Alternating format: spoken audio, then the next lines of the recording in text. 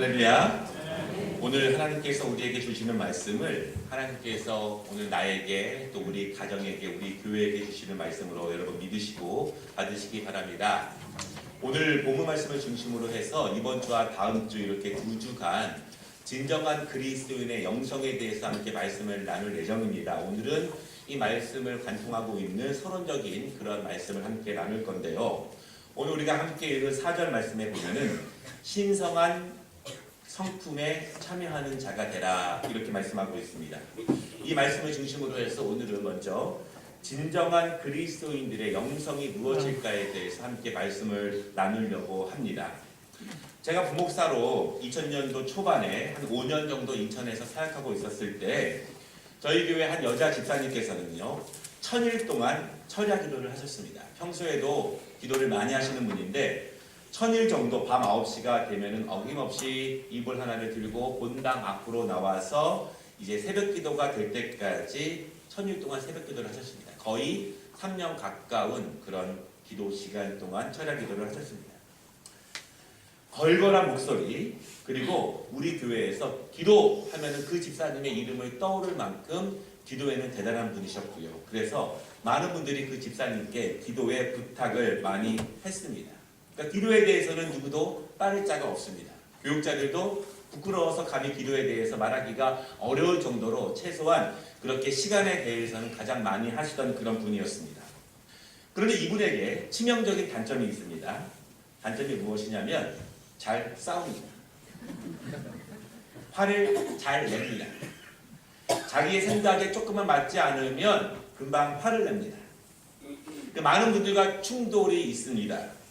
그러다 보니까 이제는 어느 순간부터는 더 이상 그분에게 기도 많이 하는 거에 대해서 존경하는 마음을 갖지 않습니다. 그리고 정말 믿음이 없는 분들은요, 기도를 많이 해도 저 정도인가? 기도 많이 하는 것과 신앙은 관계가 없는가? 그렇게 의문을 갖는 분도 많이 계십니다. 사실은 기도 많이 해서 정말 훌륭한 분도 많이 계시지만 또 이런 모습들 때문에 우리가 실망하는 경우도 많이 있습니다.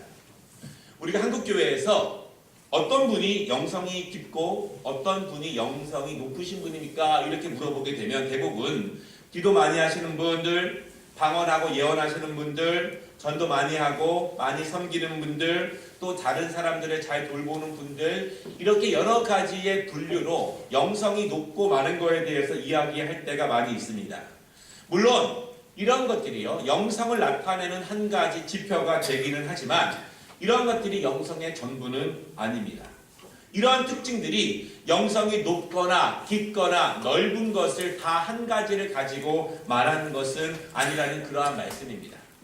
여러분, 우리의 신앙생활이 결국은 영성을 높여가는 것이고 영성을 깊게 하는 것입니다. 그렇다면 우리가 정말 하나님께서 말씀 속에서 말씀하고 있는 그 영성이 무엇이고 영성이 높고 넓어지는 과정이 무엇이고 우리가 어떠한 모습으로 방향을 잡고 나가야 되는가에 대해서 다시 한번 생각해 볼 필요가 있다는 그런 말씀입니다. 여러분, 영성이라고 하는 것은 기본적으로 예수님을 닮아가는 삶입니다. 닮아가는 것은요, 내가 어떠한 행동들을 흉내낸다고 해서 그것이 닮아가는 것은 아닙니다. 예수님의 마음을 담는 것이고요, 그분의 언어를 담는 것이고, 그분의 사랑을 담고, 그분의 가르침을 담고, 그분의 행동과 삶을 닮아가는 것입니다. 총체적으로 예수님이라고 하는 목표를 설정해 두고 내가 언어와 생각과 행동과 삶에 대해서 닮아가도록 분투하고 노력하고 애쓰고 힘써 나아가는 모든 결과와 그 모습들이 바로 영성입니다. 어떠한 열매, 내가 가지고 있는 나타내는 것, 최종적인 것, 그것이 영성이 아니라 그것을 향해 나아가는 그 노력과 분투와 열정과 치열한 모습들, 그 모습 모든 것들이 영성이라고 하는 것입니다. 여러분, 영성이 예수 그리스도를 닮아가는 것이라면 우리가 주님 만나는 그날까지 이 땅에서 신앙생활하는 이유가 바로 영성이 높아지고 깊어지는 것입니다. 주님이 생각하는 것을 함께 생각하고 함께 바라보는 것이 우리가 바라보고 있는 그 영성이라는 것입니다. 우리가 예배를 드립니다. 기도합니다. 봉사를 합니다. 사역을 합니다. 왜 합니까? 그리스도를 닮아가는 것입니다. 그리스도를 닮아가는 모습 속에서 우리가 신앙이 자라게 되고 그리스도의 장성한 분량에까지 이르게 되고 그 모습이 하나님께서 기뻐하시는 모습으로 우리가 나아가고 자라가는 것입니다. 여러분, 영성이 깊어지고 높아지고 그리스도를 닮아가는 삶을 살아가기 위해서는요, 기본적으로 영적인 양식을 먹어야 합니다. 여러분, 영적인 양식이 무엇입니까? 우리가 말씀을 듣고 배우고 배웁니다. 또한 찬양합니다. 기도합니다. 섬기고 봉사합니다. 그런데 이러한 영적인 양식을 여러분 기본적으로 많이 먹어야 합니다. 내가 음식을 많이 먹지 않고 건강해질 수 없지 않습니까?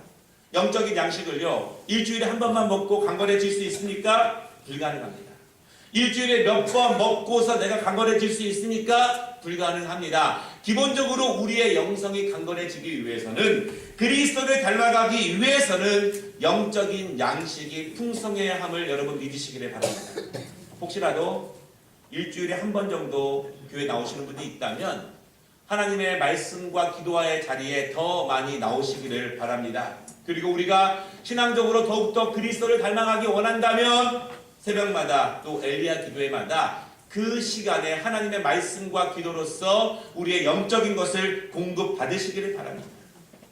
많이 먹지 않고서 강건해질 수 없고 많이 먹지 않고서 자랄 수가 없습니다. 오며 가며 찬양을 들으시고 간증을 들으십시오. 오며 가며 하나님의 말씀을 생각하고 묵상하시기를 바랍니다. 많이 먹을수록 우리가 강건해질 수 있음을 믿으시기를 바랍니다. 여러분, 그런데요, 많이 먹어도 운동하지 않으면 비만이 됩니다. 영성이라는 것은 단순히 말씀과 기도에 있는 것이 아니라 봉사와 섬김이 함께 가야 합니다. 은혜 받으면 봉사하게 됩니다. 그리스도의 마음을 헤아리게 되고 주님을 닮아가게 되면 섬기게 됩니다. 내 손과 발은 가만히 있는데 내 마음만, 내 영성만 높아지고 충만해지기는 어렵습니다. 바라기는 여러분, 영성은 총체적으로 그리스도를 닮아가는 모든 것이라고 하는 그 사실을 꼭 기억하시기를 바랍니다.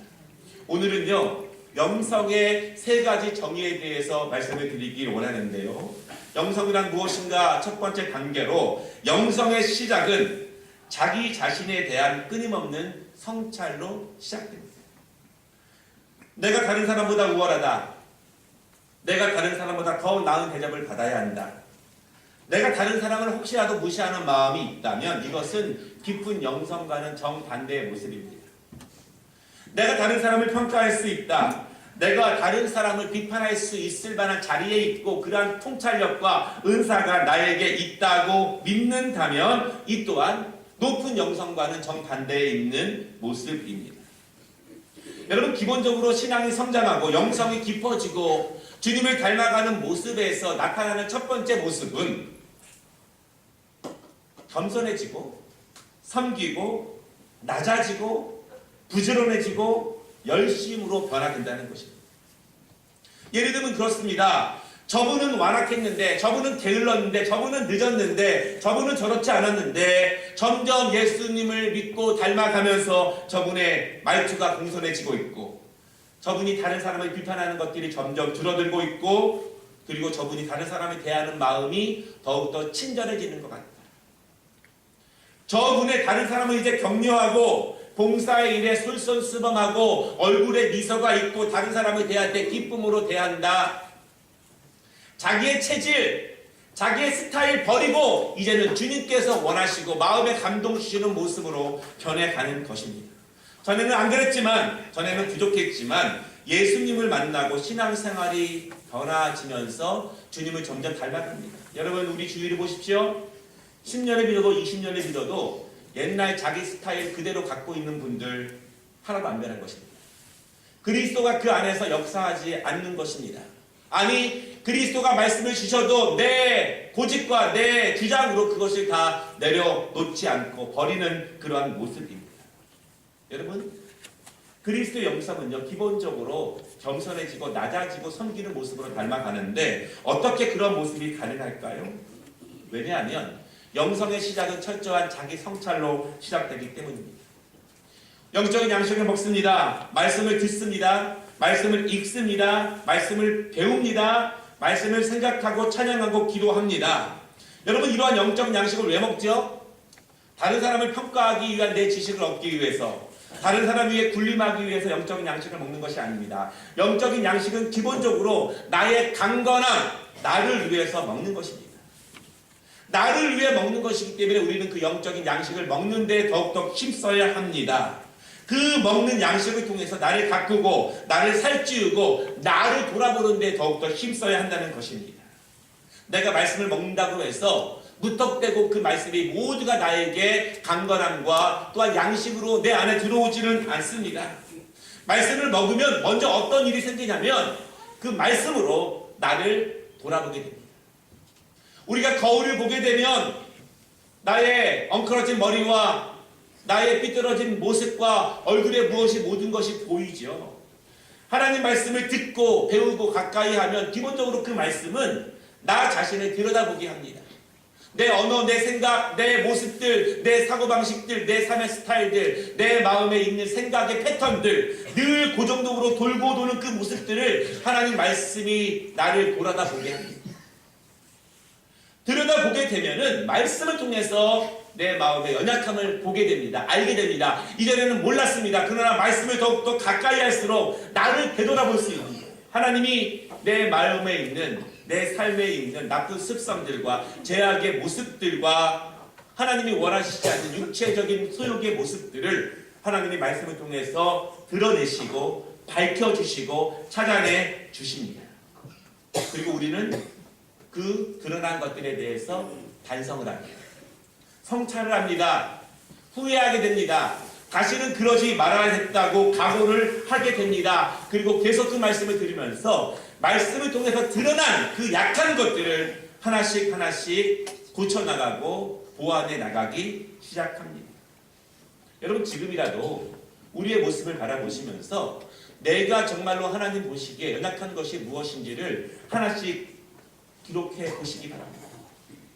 내가 하나님 앞에서 강건해지기 위해서는, 하나님의 기쁨이 되기 위해서는 내가 강건해져야 할 나의 연약한 점들을 하나씩 쓰시기를 바랍니다. 그것을 매일 보면서, 매일 묵상하면서 매일 그것들을 하나씩 조금씩 수정해 나아가려고, 고쳐 나아가려고, 그것들을 연약함에서 강건함으로 변화시키려고 날마다 그렇게 준비하며 노력해 나아가야 합니다. 그런 분투 없이 갑자기 하나님의 말씀이 나에게 은혜가 되어서 나를 고쳐주시지는 않는다는 그런 말씀입니다. 말씀을 계속 먹다 보면 성령님께서 내 마음에 지속적인 감동을 주십니다. 내가 말씀을 들은 것, 배운 것, 읽은 것, 묵상한 것들이 내게서 계속 말씀이 생각나게 합니다. 계속 내 마음에 생각나게 하십니다. 하나님은요, 한 번도 안 듣고 한 번도 안 읽은 말씀을 생각나게 하시진 않습니다. 그런데 그 말씀이 우리에게 언제 생각나냐면 특별히 갈등의 상황에 있었을 때, 망설이는 상황 가운데 있었을 때, 화가 나는 상황과 기분 나빠지는 상황과 세상과 타협하려고 하는 상황 가운데 하나님이 그 내가 묵상하고 들었던 말씀을 내 마음에 생각나게 하십니다. 그리고 하나님이 보십니다. 들었던 말씀, 묵상했던 말씀이 내 안에서 떠오를 때 정말 내 감정이 벅차오르고 내가 화가 나고 갈등이 생기고 타협하기 쉬운 그 상황 가운데 내가 들었던 그 영적인 양식을 가지고 행동으로 옮기는가, 순종으로 나아가는가, 하나님이 원하시는 방향으로 내가 반응하는가, 그것을 하나님께서 지켜보십니다. 말씀을 먹는 게 중요하지 않고 말씀이 내 안에 지속적으로 생각나는 것이 중요한 것이 아니라 생각날 때 내가 거기에 화답하는가. 화는 나지만, 분노는 나지만, 타협하고 싶지만, 저리 가고 싶지만, 그럼에도 불구하고 내 마음에 울려주시는 성령님의 그 말씀에 내가 순종하고 있는가, 화답하고 있는가. 내 몸은 저리로 가고 있지만 억지로 돌려서 내가 하나님이 원하시는 그 모습으로 가고 있는가, 갈 수 있는가. 여러분, 많은 분들이요, 이 단계에서 넘어지고 실패합니다. 왜냐하면 성령님께서 나에게 말씀하시는 것을 알지만 그럼에도 불구하고 내 감정이 더 중요합니다. 내 분석이 더 중요하고 내 판단이 더 중요합니다. 그래서 성령님의 그 뜻을 무시합니다. 누릅니다. 억지로 내려놓고 내가 하고 싶은 말을 하고 내가 하고 싶은 행동을 하고 내가 하고 싶은 것을 먼저 합니다. 그렇게 계속 돌아갑니다. 여러분, 이 1단계에서요 우리가 경계로 삼아야 할 것이 두 가지가 있습니다. 첫째는 하나님은 믿지만 성령의 감동과 내 마음에 하나님의 말씀으로 주시는 음성이 전혀 없거나 아니면 아주 가끔씩만 찾아오는 분들이 있습니다. 왜 그럴까요? 기본적으로 영적인 양식이 부족해서 그렇습니다. 먹지 않으면 하나님이 감동을 말씀으로 주시지 않습니다. 먹은 것이 있어야 소화할 수 있고요. 먹은 것이 있어야 생각납니다. 사랑하는 여러분, 하나님 말씀을 듣고 배우는데 더욱더 힘을 쓰시기를 바랍니다. 지금까지 열심히 했다면 더 열심히 하시기를 바랍니다. 지금까지 이런 스타일로 했는데 나에게 더욱더 변화가 없었다면 더 열심히 하시기를 바랍니다. 우선순위로 삼고 시간을 내어서 하나님의 말씀을 먹는데 더욱더 최선을 다하시기를 바랍니다. 두 번째 1단계에서 경계로 삼아야 할 것이 있는데요. 성령님께서 말씀하셨습니다. 나는 그것을 들었습니다. 충분히 알아들었습니다. 갈등의 상황 가운데에서 하나님이 나에게 원하시는 것이 무엇인지를 충분히 알아들었습니다. 그리고 내가 이제 행동을 하려고 결정을 합니다. 그런데 우리 마음에 이런 마음이 있습니다. 나는 비교적 착한 그리스도인으로 살아왔어. 나는 비교적 하나님께서 주시는 말씀에 순종하면서 살아왔어. 그런 마음의 모습들이 내 안에 많이 있다 보면 하나님께서 원하시는 것보다 내가 판단하고 내가 생각한 것이 그냥 늘 그리스도인적이고 늘 하나님이 원하시는 것이라고 생각하는 모습으로 나아갑니다. 그리고 그대로 판단합니다. 그리고 행동합니다. 다시 말씀드리면 우리의 마음의 습관이, 순종의 습관이 성령께서 원하시는 분명한 그 반응으로, 분명한 말씀으로 분명하게 내가 행동하고 분명하게 순종하지 않고 애매하게 행동하고 타협하다 보면 내 마음의 습관이 그냥 그렇게 자리 잡습니다. 그래서 그래, 이것이 하나님께서 원하시는 것일 거야. 이쯤 하면 하나님께서 기쁨되는 내가 그렇게 순종하는 거야. 이렇게 타협하는 거예요. 순종을 하는 것처럼 보이는데, 반응하는 것처럼 보이는데 하나님이 원하시는 분명한 그 길을 가는 것이 아니라 적당히 가고 가다 말고 어느 정도 가다가 멈추면서 내 스스로 하나님 앞에 순종의 모습으로 나아갔다고 아니하는 모습들이 우리 안에 있어요. 여러분, 그것은 마음의 습관이 그 정도에서 멈춰버릴 것입니다. 우리의 순종의 패턴을 우리는 고쳐야 합니다. 하나님께서 우리에게 말씀을 주셨을 때 우리가 반응하는 이제는 그 과거의 스타일을 버리고 하나님이 인도하시는 대로 완전하게 순종으로 나아가는 훈련이 우리에게 필요하다는 그러한 말씀입니다. 여러분, 기도도 그렇습니다. 기도를 통해서 나를 돌아보는 것입니다. 기도를 통해서 하나님께서 나에게 주시는 말씀을 우리가 기다리는 것입니다. 지난 엘리야 시간에 말씀을 드렸습니다. 내가 일방적으로 말하고 나서 아멘 끝 하고 일어서는 것이 아니라 내가 이야기를 했으면 하나님께서 나에게 말씀을 주실 그 시간을 드려야 합니다. 내가 그리고 하나님의 음성을 들을 시간을 가져야 합니다. 기도는 하나님의 음성을 들으면서 그 기도를 통해서 나를 돌아보고 나를 살피는 것입니다. 여러분, 그래서 많은 믿음의 사람들은요, 아침에 기도하고 저녁에 기도합니다. 아침에 기도하면서 그 하루의 삶을 주님께서 인도해 주시기를 원하고, 저녁에 기도하면서 그날 나의 생각과 나의 언어와 나의 삶을 반성하고 되돌아보면서 다시 한번 성령께서 이 연약한 나를 돌봐주셔서 보다 나아지고 보다 수정되고 보다 변화되는 내일이 될 수 있도록 하루를 반성하며 기도하며 성찰하며 나아가는 것입니다.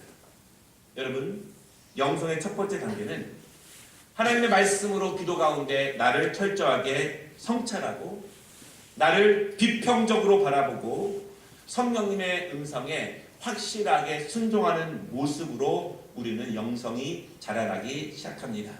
이 사실을 분명히 믿으시기 바랍니다. 두 번째 단계는요, 영성은 하나님을 사랑하고 그분의 사랑을 실천하는 것이 영성의 두 번째 단계입니다. 어떤 분이 이렇게 말합니다. 하나님을 정말 사랑합니다. 정말 하나님의 은혜에 감사합니다. 정말 예배하는 것이 기쁩니다. 그런데 다른 사람을 섬기고 대접하고 사랑하는 것은 너무너무 어렵습니다. 아니 힘듭니다. 아니 불가능합니다. 예배는 좋고 하나님을 사랑하지만 그런 거 하기 싫어서 큰 교회 다닙니다. 그런 거 하기 싫어서 대회만 나왔다 갑니다. 그렇게 말하는 분들이 있습니다. 여러분 이 말이 가능할까요? 가능하지 않습니다. 그리스도를 닮아가는 데 있어서 우리는 하나님께 집중해야 합니다. 예배와 말씀과 기도와 봉사에 집중해야 합니다. 여러분 집중하지 않으면 아무것도 되지 않습니다. 예배하는 데 집중해야 하고 말씀을 듣는 데 집중해야 하고 찬양할 때 집중해야 하고 봉사할 때도 집중해야 합니다. 집중해서 열심히 하지 않고 되는 것은 아무것도 없습니다. 여러분 무엇이 됩니까? 세상적인 것도 집중이 안 하고 열심히 안 하면 되는 것이 없는데 하물며 영이신 하나님께서 우리의 마음에 깊숙한 것까지 통찰하시고 바라보시고 측량하시는데 그 영적인 모습을 우리가 집중하지 않고 되는 것이 아무것도 없습니다. 우리의 자녀들, 청년들, 학생들 우리가 어려서부터 예배하고 말씀을 듣고 예배를 준비하고 예배당에 나오는 모습 옷 하나부터 성경책 하나 듣는 것까지 집중하도록 훈련시키고 가르쳐야 합니다. 어렸을 때 집중하는 모습을 가르치지 않으면 커서도 마찬가지가 됩니다. 부모들이 먼저 그러한 모습으로 본을 보여야 합니다.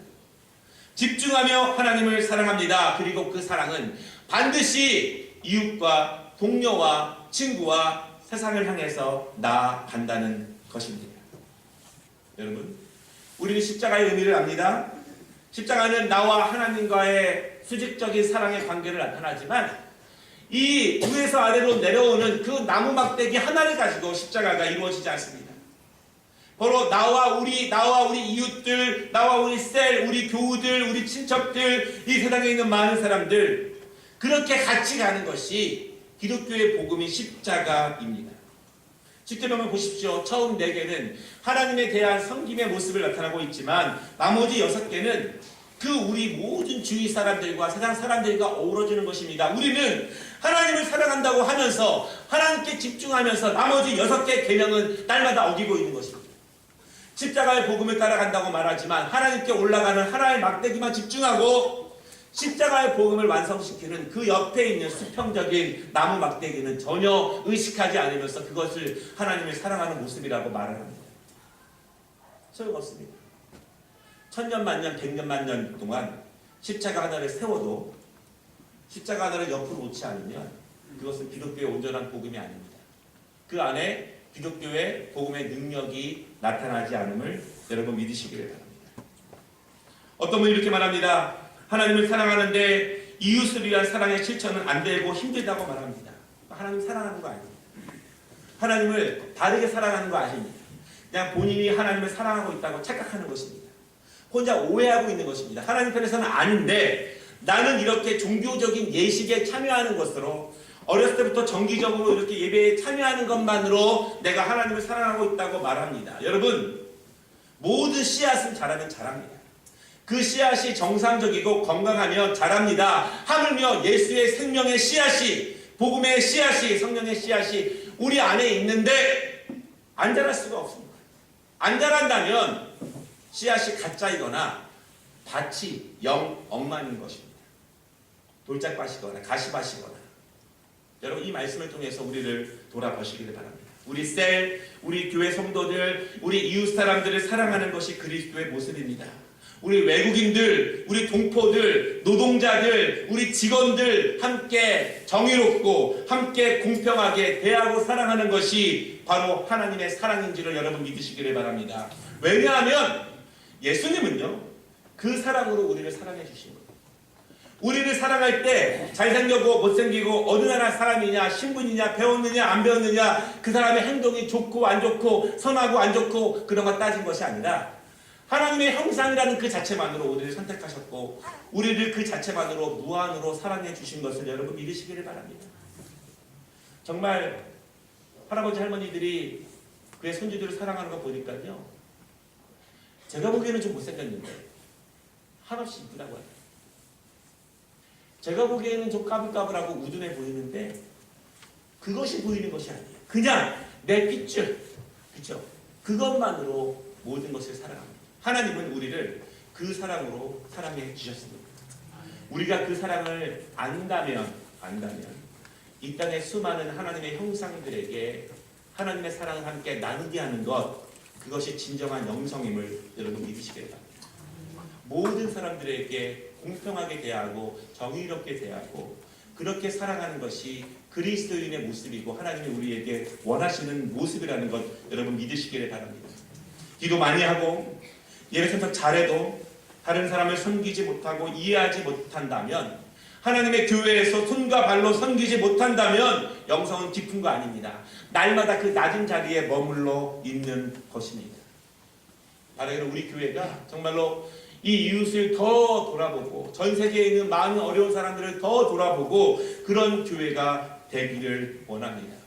여러분, 우리 모두가 하나님을 사랑하는 만큼 사랑한다면 그 사랑을 우리 모든 이웃과 다른 사람들과 함께 나눌 수 있도록 그 일을 위해 기도하시고 더 노력하시고 치열하게 분투하시기를 주님의 이름으로 축원합니다.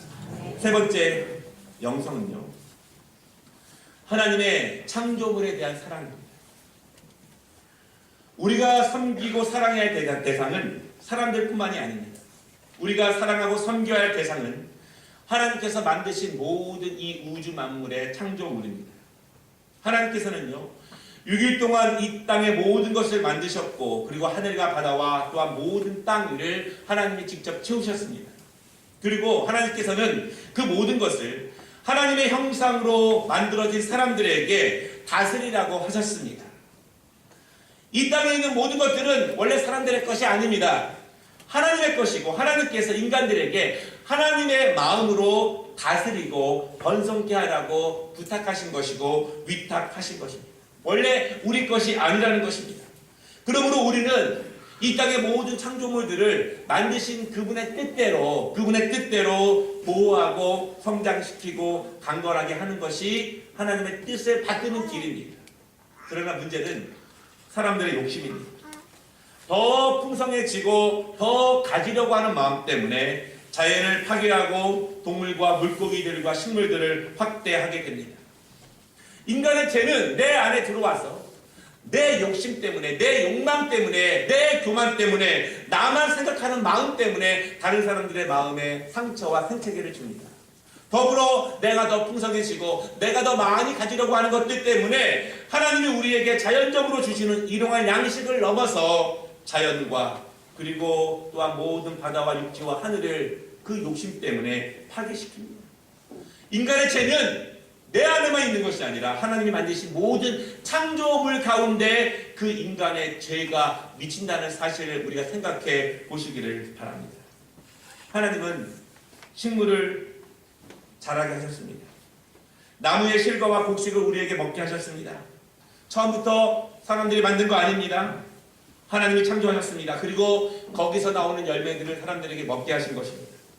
바다의 물고기 우리가 만들었나요? 우리가 만들지 않았습니다. 하나님이 이미 그 안에 채우신 것이고 우리에게 잘 다스리면서 우리에게 일용할 양식으로 주신 것입니다. 하나님께서는 물고기를 예비하셨고 그리고 하나님의 뜻대로 그들의 법칙대로 자라게 하셨습니다. 동물도 마찬가지입니다. 그러나 사람들의 욕심 때문에, 사람들의 이기심 때문에, 더 갖고 싶으려고 하는 마음 때문에 자연은 파괴되고 동물과 식물들을 신음하고 그 자연은 그들의 아픔과 고통과 신음을 이상기온과 쓰나미와 지진과 폭풍으로 우리에게 표현하고 있습니다. 여러분, 그 모든 것들은요, 그들이 아프다고 표현하는 것이고 하나님께서 만드신 이 땅의 창조 질서를 인간의 죄 때문에 스스로 파괴하고 있음을 이 자연, 하나님의 모든 창조물들이 우리 인간에게 토로하고 있는 그러한 모습입니다. 하나님을 사랑하는 것은 이 땅의 모든 창조물들을 여러분 사랑하는 것임을 믿으시기를 바랍니다. 하나님께 집중하고 이웃을 사랑하고 하나님의 모든 창조물들을 사랑하며 섬겨 나아가는 것, 그것이 하나님께서 우리에게 주신 진정한 영성의 의미입니다. 나 혼자 교회당에 앉아서 기도 많이 하고 나 혼자 예배드리고 혼자가 영성이 아니라 하나님께 받은 그 생명력 있는 영성을 이웃과 온 창조물과 함께 나누는 것이 하나님께서 우리에게 주시고 원하시는 그리스도인의 모습임을 여러분 믿으시기를 바랍니다. 여러분, 법도 잘 지키시기 바랍니다. 다른 사람에게 피해 주시지 말기 바랍니다. 쓰레기도 함부로 버리지 마시고요. 내 이익 때문에 다른 사람이 피해 있지 않도록, 이 땅에 멍들지 않도록 우리는 그렇게 살아가야 합니다. 그것이 진정으로 영성 있는 사람입니다. 여러분, 영성 있는 사람이 쓰레기 막 버릴 수 있을까요? 절대 없습니다. 영성 있는 사람이 다른 사람 눈속임하면서 내가 더 이익 취하려고 할 수 있을까요? 그럴 수 없습니다. 영성은 교회 다녀서만 나타나는 것이 아니라 우리 그리스도인들이 살아가는 모든 영역 가운데에서 하나님의 뜻이 선포되게 하고 이루어지게 하고 그분께 모든 것이 기쁨을 드리게 하는 것, 그것이 살아있는 그리스도인들의 진정한 영성임을 여러분 믿으시기를 바랍니다. 말씀을 마치겠습니다. 영성은 그 사람의 언어에서 묻어납니다. 영성은 그 사람이 다른 사람을 대하는 자세에서 묻어납니다. 영성은 다른 사람을 품는 그 모습에서 묻어나고, 영성은 다른 사람을 깊이 생각하는 마음에서 묻어납니다. 영성은 다른 사람을 섬기는 자세에서 묻어나고, 영성은 내 안에 충만함을 다른 사람들에게 힘써 전할 때 나타납니다. 영성은 예배를 준비하는 자세에서 묻어나고, 영성은 예배를 임하는 자세에서 나타나고, 영성은 봉헌을 하는 자세와 마음과 태도와 준비에서 나타납니다. 영성은 기도하는 자세에서 나타나고, 영성은 기도하는 시간에서 나타납니다. 영성은 봉사에 참여하고 내 손과 발에 물과 때와 더러운 것을 묻히는 모습에서 나타납니다. 우리 학생들, 영성은 열심히 공부하고 열심히 일하는 자세에서 나타납니다. 영성은 정직하고 성실하게 시간을 낭비하지 않고 진지하게 임하는 모습을 통해서 나타납니다. 영성은 자연계를 대하는 자세에서 나타나고, 그것이 우리의 책임이고 축복임을 알고 행하는 삶을 통해서 나타납니다. 이것이 그리스도를 닮아가는 것입니다. 이것이 하나님의 뜻입니다. 이것이 우리가 자라가야 할 장성한 믿음의 분량임을 믿으시기를 바랍니다. 하나님은 모든 것을 보십니다. 하나님은 모든 것을 아십니다. 진정한 영성을 통해서 하나님께 기쁨을 드리는 우리 모든 성도들 되시기를 주님의 이름으로 축원합니다. 기도하겠습니다.